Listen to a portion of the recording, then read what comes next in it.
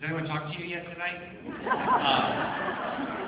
I was just going to start this piece, but I thought, I should say something. We thought it would be nice to include something from an earlier era of music, the great MGM musicals.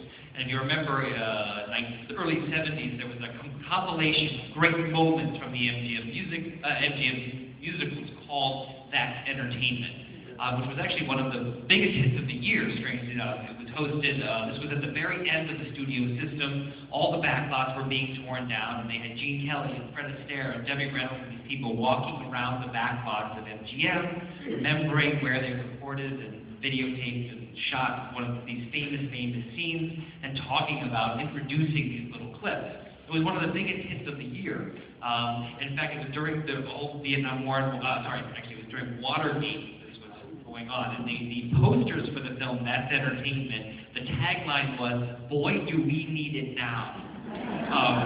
So it was really this sort of escapist looking back to a simpler time. And a big hit, one of the top 3 or 4 movies of that year was you'd actually go to the theater and watch essentially a documentary about the MGM musicals.